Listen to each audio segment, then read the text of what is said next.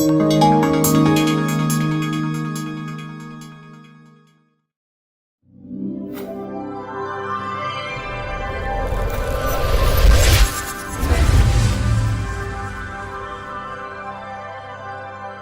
1990, the early months, I had a medical issue, and therefore the doctors told me to have another child. So when I was 6 months pregnant, my friend next door took me to a ladies' prayer time where Auntie Sylvia was the speaker. Because Jayanta and I, we came from a traditional Christian background, I felt very uncomfortable at that prayer meeting.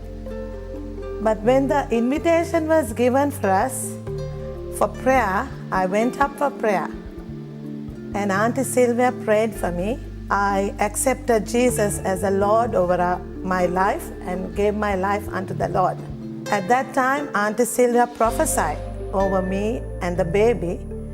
And what she said was for the baby, that the baby was going to be a blessing, real glory unto the Lord. I was so happy. As I came back, I shared this with Jayanta, but the word that was given was challenged. I had a lot of complications during that time in my pregnancy, and the baby was born premature. The delivery was a forceps delivery, and he was a blue baby at birth. So he was put into an incubator in the nursing home. Then when the pediatrician came to check about medical condition, he was very concerned because he said that this baby has to be transferred to good hospital.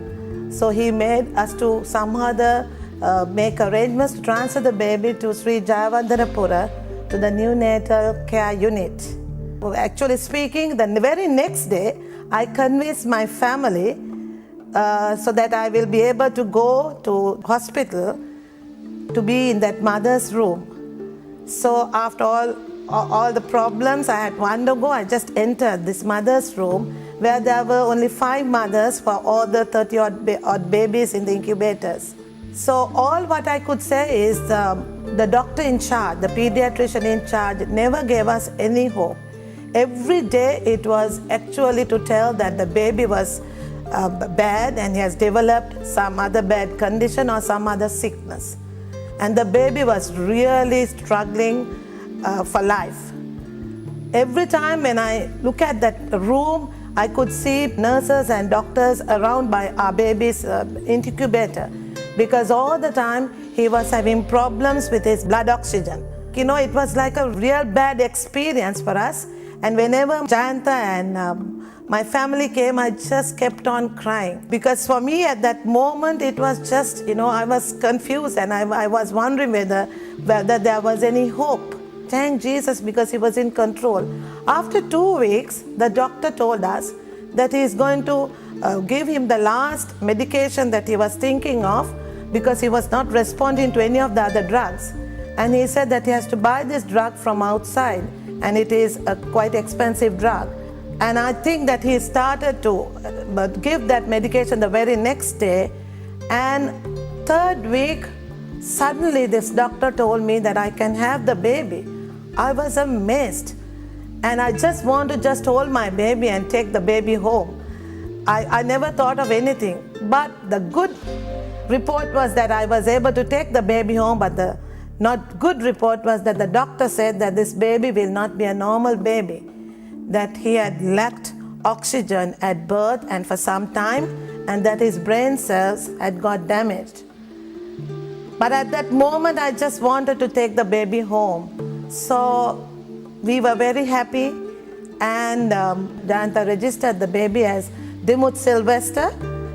But every month, when we took the baby for the checkups, this doctor was surprised to see that the baby was really responding to every action and the baby was looking good. So, but he never made a comment to the positive. But as the baby reached 1 year, one day he said that this baby had a lot of complications and a lot of problems, but he was looking great. But he never said anything to say that the baby is going to be 100% normal. By that time, Jayanta, very reluctantly, it is skeptic attitude towards my change, he called it change in the religion, gave his life to the Lord. Because our baby's growth was really a living miracle for both of us and the two other sons. And thereafter, I had to say that Dimuth grew without any issue, and in his school career he excelled. Then in his O-levels and A-levels he excelled. In fact, he received a Edexcel Award of Excellence for his A-level results. Then he got a scholarship to enter the University of Queensland and a 50% waived off of his fees. Then he got through his degree as an electrical engineer with first-class honors, and all that I tell for the glory of God.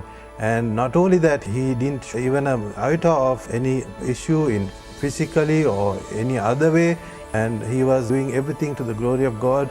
So all that, through it all, we can see the hand of Jesus in our lives.